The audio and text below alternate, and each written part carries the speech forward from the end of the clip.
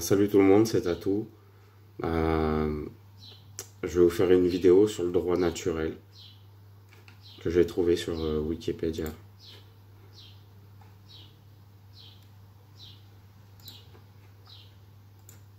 Le droit naturel, en latin jus naturale, est l'ensemble des normes théoriques modernes prenant en considération la nature de l'homme et sa finalité dans le monde. Le droit naturel s'oppose au droit positif et diffère du concept de loi naturelle. En outre, le droit naturel se distingue des droits naturels. Ces derniers se réfèrent à des droits subjectifs tels que les droits de l'homme. On parle de droit naturel pour ceci parce qu'on présume que ces droits seraient issus de la nature humaine, et qu'ils seraient donc inhérents à chacun, indépendamment de sa position sociale, de son ethnie, de sa nationalité ou de toute autre considération. Les premières formulations du concept de droit naturel viennent de l'école de Salamanque et ont ensuite été reprises et reformulées par les théoriciens du contrat social Hobbes, Locke, Rousseau, à partir de la notion nouvelle pour l'époque d'état de nature. Le droit naturel pour les modernes s'apparente à la puissance de l'individu et complète la définition négative de la liberté, à savoir l'absence de contrainte de. Les théoriciens et les défenseurs de la notion de droit naturel sont appelés JS naturalistes et la doctrine correspondante Ju-naturalisme. Au sens large, le droit naturel désigne toute recherche objective de normes de droit en fonction des seules caractéristiques propres à l'être humain, indépendamment des conceptions du droit déjà en vigueur dans les sociétés humaines. Juridiquement, le droit naturel est une règle considérée comme conforme à la nature de l'homme ou des choses et à ce titre reconnue comme de droit idéal. 3. Le droit naturel s'oppose au positivisme juridique. Le droit naturel étant supposé exister partout même s'il n'est pas effectivement appliqué et sanctionné. Il n'est donc pas nécessairement un droit opposable, et étant fondé sur la nature humaine et non sur la réalité sociale dans laquelle vit chaque individu. Le droit naturel est réputé universellement valable même dans les lieux et aux époques où il n'existe aucun moyen concret de le faire respecter. L'expression « droit naturel » est susceptible d'acceptions légèrement différentes. Recherche du juste par une analyse rationnelle et concrète des réalités sociales dans leur contexte mondial, orientée par la considération de la finalité de l'homme dans l'univers. Principes immuables, découverts par la raison, permettant d'éprouver la valeur des règles de conduite admises par le droit objectif, qui dérivent du comportement naturel, instinctif, des êtres. Sommaire. Un historique de la notion de droit naturel. 2. Le droit naturel comme fondement du contrat social. 2. Un développement moderne du concept au XVIIe siècle. 2. Les théories du contrat social et l'état de nature. 2.3 Le droit naturel dans l'encyclopédie de Diderot et d'Alembert. 2.4 Divergence entre les philosophes des Lumières sur le droit naturel. 3. Le droit naturel et les droits de l'homme. 3.1 Cas général. 3.2 Cas des enfants. 4. Les critiques du droit naturel. 4.1 Droit de propriété versus destination universelle des biens. 4.2 Universalisme et relativisme. 4.3 Épistémologie. 4.4 Positivisme juridique. 4.5 Libéral conservatisme. 5. Le droit naturel après la Seconde Guerre mondiale. 6 auteurs JUS naturalistes. 7 références. 8 Voir aussi. 8.1 Bibliographie. 8.1 Article. 8.1.2 Ouvrages. 8.2 Articles connexes. 8.3 Liens externes. Historique de la notion de droit naturel. Bien que la philosophie antique se soit beaucoup préoccupée de la différence entre la nature Physis, Phi sigma iota sigma, d'un côté et la loi ou coutume, nomos nu omicron sigma, de l'autre, il n'y a pas, à proprement parler, d'appellation, droit naturel, en Grèce. Toutefois, les stoïciens ont formulé une notion de loi naturelle universelle. Celle-ci est cependant davantage descriptive que prescriptive. Elle décrit l'action des êtres humains en fonction d'un plan providentiel voulu par la nature ou par Dieu tendant vers le bien et le juste. Cependant, Antigone de Sophocle, pièce écrite au VE siècle AV. J.C. en Grèce, offre une première ébauche de ce que pourrait être le droit naturel. Par un édit, le roi Créon interdit de célébrer les rites funéraires de Polynice. Antigone, sœur de Polynice et nièce de Créon, transgresse l'interdiction en vertu de lois non écrites en vigueur depuis l'origine. Je ne croyais pas, certes, que tes édits eussent tant de pouvoir qu'ils permissent à un mortel de violer les lois divines. Loi non écrite, celle-là, mais intangible. Ce n'est pas d'aujourd'hui ni d'hier, c'est depuis l'origine qu'elles sont en vigueur. C'est la première représentation d'un individu qui agit contre la loi non pas en fonction de son intérêt mais au nom d'une loi supérieure. Léostrauss établit une chronologie de l'histoire du droit naturel en deux temps, celui d'un droit naturel classique et celui d'un droit naturel moderne 4. Dans le droit naturel classique, il distingue 3 courants 5. Le premier courant englobe Socrate, Platon et les stoïciens. Le deuxième courant est celui d'Aristote. Le troisième courant de droit naturel classique appartient à Thomas d'Aquin. Parce qu'il introduit Aristote dans la théologie catholique du XIe siècle. Et réunit ainsi raison humaine et foi, autorisant le perfectionnement moral et intellectuel, soit la fin naturelle de l'être humain. Dans le droit naturel moderne, Léostrauss voit 2 figures importantes. Thomas Hobbes, qu'il voit comme l'un des fondateurs de cette théorie, et qu'il assimile au libéralisme classique, et John Locke VI. Le droit naturel classique est fondé sur la recherche de la vérité et consiste à dire ce qui est permis, ce qui est juste, dans différentes situations 7. Le droit naturel moderne est, au contraire, considéré comme déjà connu par la raison. Il est déjà acquis par nature. Ces conclusions se trouvent dans l'individualisme. Les conservateurs libéraux, partisans du droit naturel des anciens, accusent les libéraux classiques d'avoir favorisé l'apparition du positivisme juridique. 8. À la Renaissance, l'école de Salamanque a reformulé le concept de droit naturel XVIe siècle, lui donnant son sens moderne. Il fait alors référence à la nature de l'homme. Le philosophe néerlandais Hugo Grotius, 1583 à 1645, est souvent considéré comme l'un des fondateurs du droit naturel moderne. Il est le premier philosophe de l'époque moderne à avoir étudié cette question. En relation avec le droit international et le droit commercial, à une époque où le commerce maritime se développait considérablement. Samuel von Pufendorf, très influencé par Grotius, s'est aussi penché sur la question 9. Le droit naturel est en tout cas une émanation de la pensée européenne occidentale des temps modernes. Son développement coïncide d'une part avec la remise en question, notamment à travers la réforme et la philosophie humaniste, de la religion catholique en tant que fondement ultime de toute légitimité, et d'autre part avec un développement sans précédent des échanges internationaux accompagnés de conquêtes coloniales. Le droit naturel est ainsi la transposition laïcisée et rationalisée, en pleine période d'expansion économique, scientifique et impériale, d'un universalisme déjà inscrit dans la culture européenne mais dont la base ne pouvait plus reposer ni sur un consensus religieux ni sur une autorité morale commune.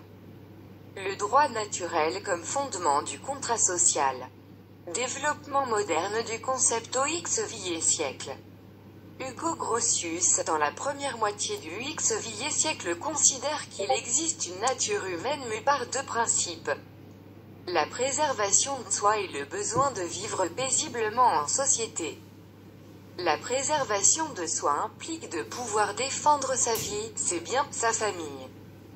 Pour vivre en société paisiblement, ses droits doivent être respectés et la violence sociale réduite ou régule 10. Dans son Léviathan de 1651, Thomas Hobbes, très influencé par Grotius, considère que les êtres humains n'obéissent qu'à ce qu'il appelle leur droit naturel. Le droit naturel est la liberté que chacun a d'user de sa propre puissance, comme il le veut lui-même pour la préservation de sa propre nature, autrement dit de sa propre vie. 11. Ce droit est naturel car il relève de la nature humaine et est à ce titre un comportement universel. Afin d'éviter une guerre de tous contre tous, une loi naturelle est de refréner la violence. Cette loi, qui encadre le droit naturel, est naturelle car rationnellement utile et compréhensible par tous, en ce qu'elle protège tous les individus contre la violence sans frein. Elle mène au contrat social par lequel les individus délèguent à l'État, le Léviathan, la gestion de leur sécurité.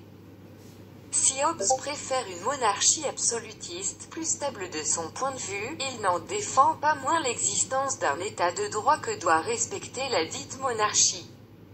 Interdiction de la torture. Tout mal qu'on fait subir à un homme, en l'attachant ou en restreignant sa liberté, avant que sa cause ne soit entendue, au-delà de ce qui est nécessaire pour assurer sa détention préventive, est contraire à la loi de nature. 12. Non-rétroactivité des lois, protection des innocents car leur punition viole la loi naturelle. 12. Qui refrène la violence illégitime.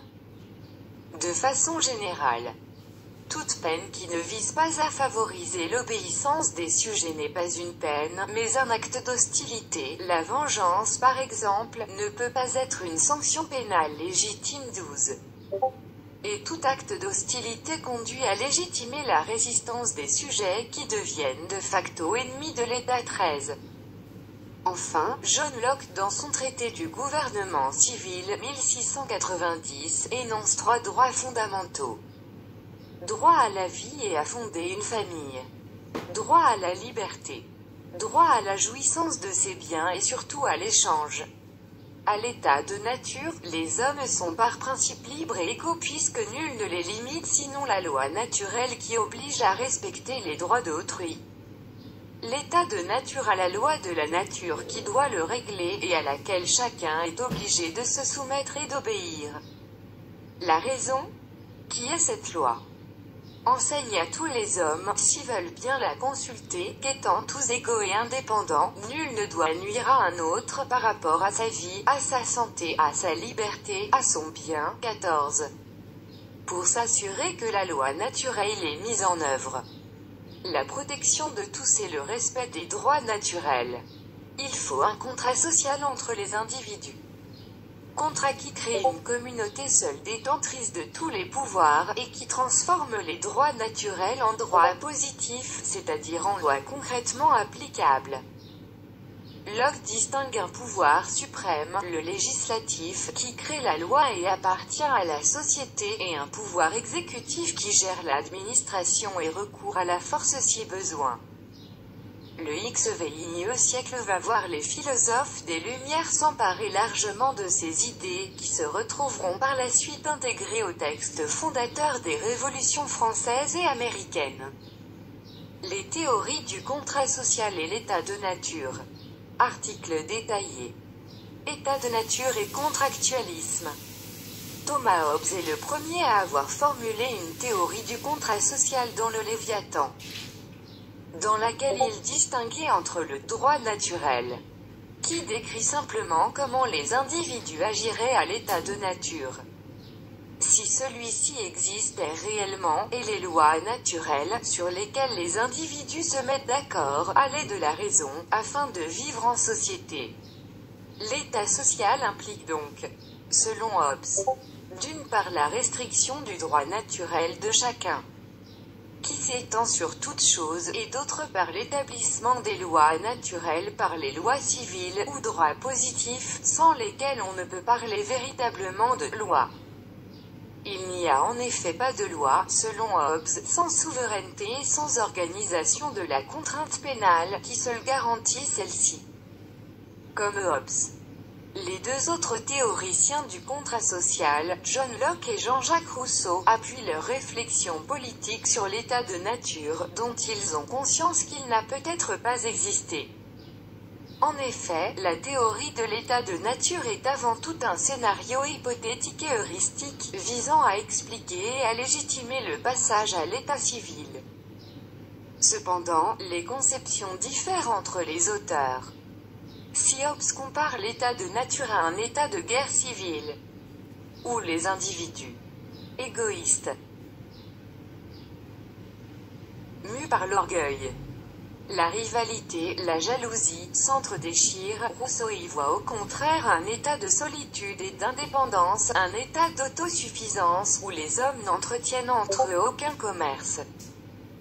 Il reproche à Hobbes d'attribuer à l'individu de l'état de nature des passions et des dispositions qui ne pourraient exister sans une socialisation préalable, ainsi l'orgueil, moteur de la conflictualité entre les individus, implique-t-il des notions comme la comparaison, la compétition, qui ne peuvent émerger que dans un cadre collectif et déjà socialisé. Dans le discours sur l'origine et les fondements de l'inégalité parmi les hommes, il l'accuse ainsi de dépeindre des hommes 100 fois repétris et fermentés dans le levain de la société. Le droit naturel dans l'encyclopédie de Diderot et d'Alembert. Selon Denis Diderot, rédacteur de l'article « Droit naturel » de l'encyclopédie ou dictionnaire raisonné des sciences, des arts et des métiers, l'usage de ce mot est si familier qu'il n'y a presque personne qui ne soit convaincu au-dedans de soi-même que la chose lui est évidemment connue. Il est pourtant très embarrassé pour en donner une définition précise. Il reconnaît un peu plus loin. Le philosophe commence à sentir que de toutes les notions de la morale, celle du droit naturel est une des plus importantes et des plus difficiles à déterminer. Il se borne ensuite à établir quelques principes à l'aide desquels on peut résoudre les difficultés les plus considérables qu'on a coutume de proposer contre la notion de droit naturel. Divergence entre les philosophes des Lumières sur le droit naturel. Les conceptions élaborées au XVIe et XXIe siècle sur l'état de nature n'ont pas abouti à un véritable consensus 15. Il en a été de même pour le droit naturel. En France même, il y eut une polémique entre Denis Diderot et Jean-Jacques Rousseau au sujet de l'article droit naturel de l'encyclopédie. À l'époque où Rousseau publiait le discours sur l'origine et les fondements de l'inégalité parmi les hommes, 1755. Cela amena Rousseau à supprimer le chapitre « La société générale du genre humain » de la première version du contrat social, dite manuscrit de Genève, qui contenait une réfutation des thèses de Diderot portant sur la sociabilité naturelle. La version définitive du contrat social, publiée en 1762, ne contient donc pas ces considérations en rapport avec le droit naturel. Le manuscrit de Genève, quant à lui, ne fut publié qu'à la fin du siècle XVI. Une étude approfondie de cette polémique entre Diderot et Rousseau a été menée par Jean-Pierre Marcos 17. Le droit naturel et les droits de l'homme. Selon certains auteurs comme le philosophe italien Norberto Bobbio, la théorie du droit naturel aurait conduit au XXIe siècle à la formulation des droits de l'homme aux États-Unis et en France, dans diverses déclarations des droits de l'homme. Cette continuité est toutefois contestée par d'autres qui, cas général, la Déclaration des droits de l'homme et du citoyen de 1789, qui fait partie du préambule de la Constitution de 1958 actuellement en vigueur en France, expose solennellement les droits naturels, inaliénables et sacrés de l'homme, afin que cette déclaration constamment présente à tous les membres du corps social. Leur rappelle sans cesse leurs droits et leurs devoirs afin que les actes du pouvoir législatif et ceux du pouvoir exécutif, pouvant être à tout instant comparés avec le but de toute institution politique, en soient plus respectés, afin que les réclamations des citoyens, fondées désormais sur les principes simples et incontestables, tournent toujours au maintien de la Constitution et au bonheur de tous. Selon l'article 1 de la Déclaration des droits de l'homme et du citoyen de 1789, les hommes naissent et demeurent libres et égaux en droit. Les distinctions sociales ne peuvent être fondées que sur l'utilité commune. Selon l'article 2 de cette déclaration, le but de toute association politique est la conservation des droits naturels et imprescriptibles de l'homme. Ces droits sont la liberté, la propriété, la sûreté et la résistance à l'oppression. Selon l'article 4 de cette déclaration, la liberté consiste à pouvoir faire tout ce qui ne nuit pas à autrui. Ainsi, l'exercice des droits naturels de chaque homme n'a de borne que celle qui assure aux autres membres de la société la jouissance de ces mêmes droits. Ces bornes ne peuvent être déterminées que par la loi. Depuis, le périmètre des droits de l'homme s'est considérablement élargi, notamment dans la Déclaration universelle des droits de l'homme et les constitutions nationales du XX siècle, posant indirectement le problème des limites du droit naturel. Cas des enfants. Il existe une Convention internationale des droits de l'enfant, CID. Elle définit 5 droits fondamentaux. Le droit à l'identité. Avoir un nom. Une nationalité et dans la mesure du possible. Connaître ses parents. Le droit à la santé. Avoir un niveau de vie suffisant. Jouir du meilleur état de santé possible. Le droit à l'éducation. Enseignement primaire obligatoire et gratuit. Enseignement secondaire encouragé pour le plus grand nombre et enseignement supérieur accessible en fonction des capacités de chacun. Le droit à la protection, grandir dans un cadre qui assure leur protection. Le droit à la participation, garantir la liberté d'expression. Les États qui ratifient la CID doivent remettre 2 ans après la ratification puis tous les 5 ans un rapport au Comité des droits de l'enfant afin d'évaluer les progrès. Le comité émet alors des recommandations. En France, le Défenseur des enfants, institution indépendante de tout ministère, a été créé en 2000. Les critiques du droit naturel. Le droit naturel est affecté de 2 limites fondamentales qui sont à la base de toutes les critiques. D'abord, son contenu ne pourrait faire l'objet d'une définition stable et universelle que sous réserve d'un consensus général sur la nature humaine. Ensuite, son application réelle supposerait qu'il soit transposé dans les divers systèmes juridiques et effectivement sanctionné par des autorités disposant du pouvoir de coercition. C'est-à-dire traduit en droit positif, droit de propriété versus destination universelle des biens. Une critique formulée aujourd'hui concerne, parmi les droits naturels identifiés par la Déclaration des droits de l'homme et du citoyen de 1789, le droit de propriété considéré comme l'un des 4 droits naturels et imprescriptibles, article 2. Selon la Déclaration, la propriété étant un droit inviolable et sacré, nul ne peut en être privé, si ce n'est lorsque la nécessité publique, légalement constatée, l'exige évidemment, article 17. Dans la conception du droit de propriété de John Locke et exposé au chapitre 5 du 2e traité du gouvernement civil 1690, l'homme acquiert la propriété d'un bien par son travail. Or, cette manière de fonder le droit de propriété ne comporte aucune référence à une forme d'accomplissement de la personne ou à une finalité commune aux hommes. Il s'agit d'un des traits du libéralisme qui s'appuie sur une conception individualiste de l'homme pour garantir sa liberté contre les empiètements de la communauté, et qui rejette toute idée d'une fin commune aux hommes. L'Église considère que l'homme est par constitution relationnel, ce qui permet de penser un bien commun là où l'individualisme ne fonde que des biens individuels antagonistes. La nécessité d'un bien commun entraîne qu'il existe une destination universelle des biens, c'est un principe de la doctrine sociale de l'Église. Par conséquent, fonder la propriété uniquement sur le travail est incompatible avec la doctrine de l'Église 18. Universalisme et relativisme. Il y a d'abord une critique ontologique qui refuse d'admettre l'existence et l'universalité du droit naturel.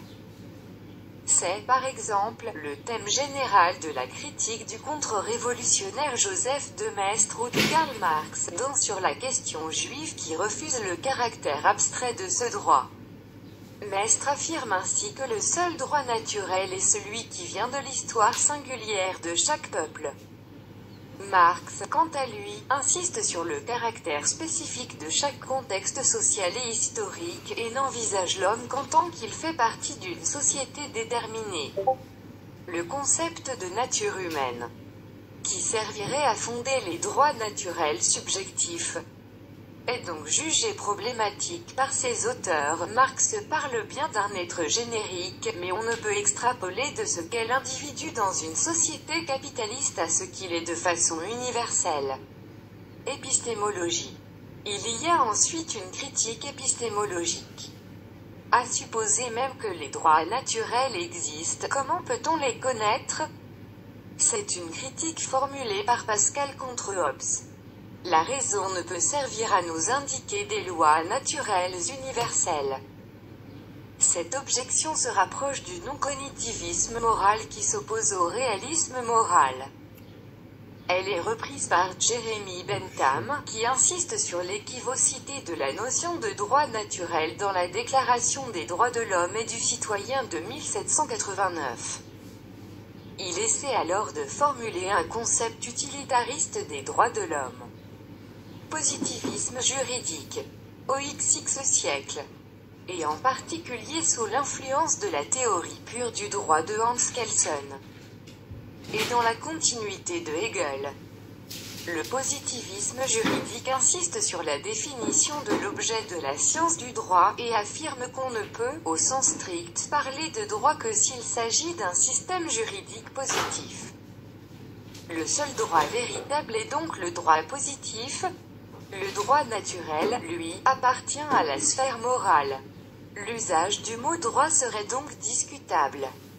Le droit naturel désignant un ensemble de principes qui seraient censés devoir inspirer le droit mais qui ne seraient pas eux-mêmes nécessairement juridiques. Le positivisme juridique, étant moderne, ne s'oppose qu'au droit naturel moderne dans la question de savoir ce que doit être le droit.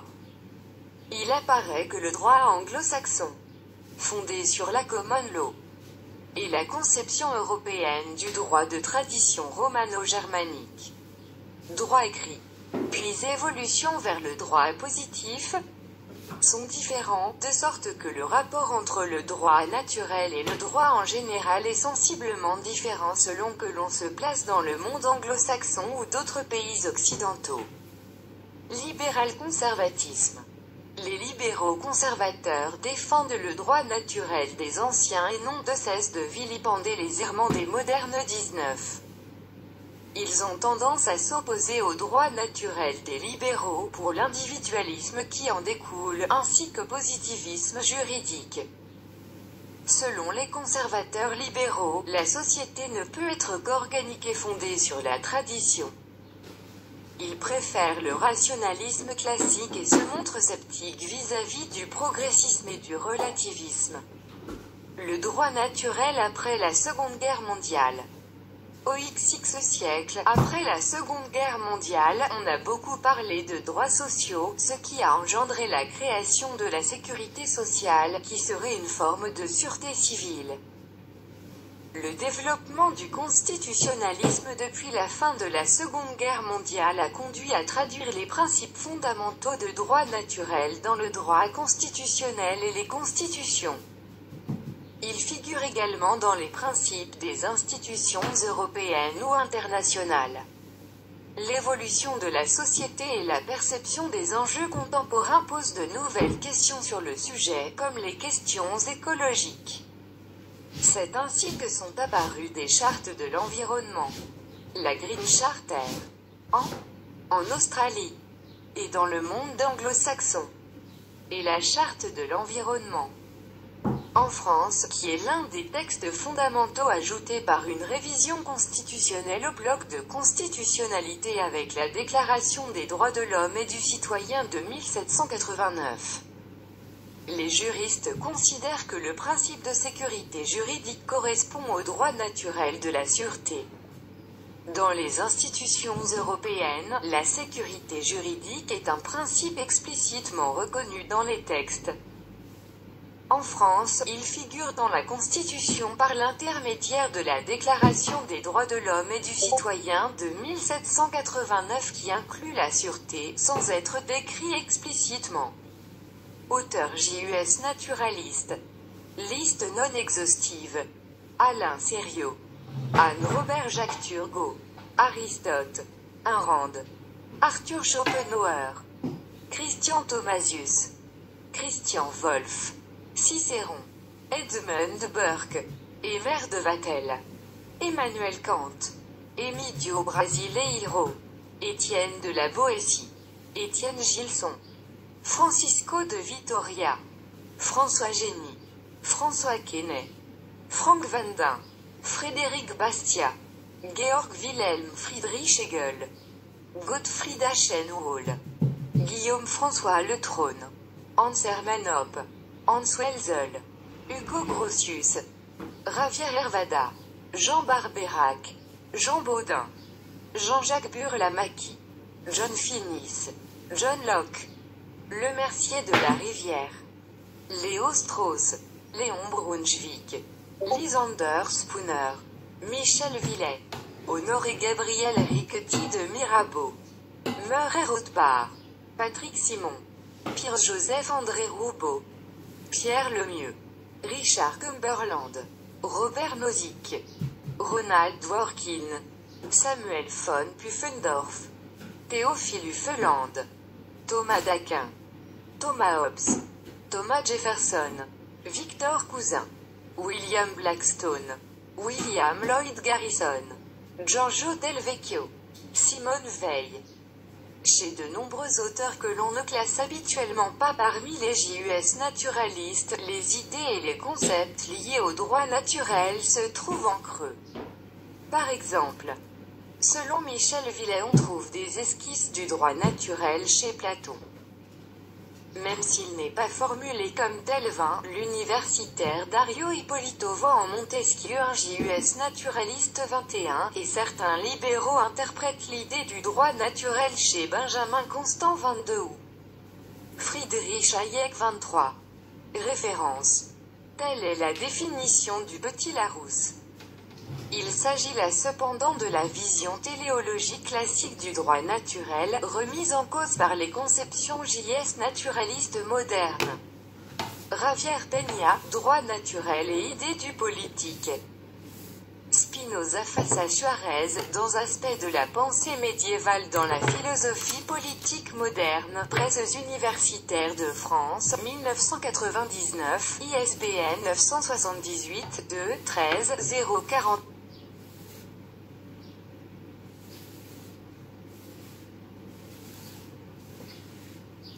191. Gérard Cornu, Vocabulaire juridique, Association Capitan, 8e édition, 2007, PUF, Col. Cadrize, V. Degré naturel. Léo Strauss, Droit naturel et Histoire, conférence de 1949, publiée à Chicago en 1953, traduit de l'anglais en 1954, Réed. Champ-Flammarion, 1986. Léo Strauss, Op. Ceit, chapitre 4, Le droit naturel classique. Léo Strauss, Op. Ceit, chapitre 5, Le droit naturel moderne. Eric Allen Engel, La justice selon Aristote. Justice According to Aristotle, SSRN Electronic Journal, 2007, ISSN 1556 à 5068, DOI 10.2139, SSRN 1 021 500. Aurélien Biteau, du droit naturel au positivisme juridique, archive, sur Contrepoint, 5 juin 2013. André-Jean Arnaud, la référence à l'école du droit naturel moderne. Les lectures des auteurs du Code civil français, 10 février 1989, lire en ligne, archive. John Miller, Hugo Grotius, dans Stanford Encyclopedia of Philosophy, 2014, page 13. Léviathan, Chap. 14, inédition Gallimard, 2000, p. 229. Léviathan, deuxième partie. De la République, archive, chapitre 28 des châtiments et des récompenses. Léviathan, Chap. 27 et 28. Second traité du gouvernement civil, ch. 2, 6. Se reporter à l'article État de nature pour plus de détails. Raymond Trousson, Jean-Jacques Rousseau, Talandier, p. 452. Jean-Pierre Marcos. La Société générale du genre humain, reprise et critique rousseauiste de la réponse de Diderot, raisonneur violent, dans l'article Droit naturel de l'encyclopédie. Les papiers du Collège international de philosophie, papier numéro 28, février 1996, lire en ligne, archive. Baudouin Roger, propriété, archive, 22 novembre 2012. Charles Boyer, Nihilisme versus droit naturel. Lecture de Léo Strauss, Le philosophoire, vol. 35, numéro 1, 2011 p. 213, ISSN 1283 à 7091 et 1968 à 3839, DOI 10.3917. La formation de la pensée juridique moderne. Conférence Montesquieu et le droit naturel, archive. Un jus naturalisme quelque peu oublié, archive. Voir aussi Histoire du libéralisme en Europe, p. 412. Droit naturel. Débat Patrick Simon, Franck Vandin, archive. Voir aussi. Bibliographie. Article. Georges Hayet, de la signification méthodologique de l'idée de droit naturel, archives de philosophie du droit et de sociologie juridique, vol. 3e année, note 3 à 4, 1933, p. 29 à 54, lire en ligne, archive. René Hubert, contribution à l'étude sociologique des origines de la notion de droit naturel. I. Les philosophies présocratiques, archives de philosophie du droit et de sociologie juridique, vol. 3e année, note 3 à 4, 1933, p. 91 à 159, lire en ligne, archive. Yannick Bosque, recenseur, Florence Gauthier, Triomphe et mort du droit naturel en Révolution 1789-1795, 1902, Annales historiques de la Révolution française, numéro 301. « 498 à Yves Beisel, Le droit naturel dans la tradition protestante, revue d'histoire et de philosophie religieuse, t. 79, numéro 4, octobre-décembre 1990, 445 à 400. Bernard Guénaud, Aux armes, citoyens. Question autour du droit naturel et du monopole de la violence dans la période de transition 1770 à 1795. La Révolution française. Numéro 9. 2015.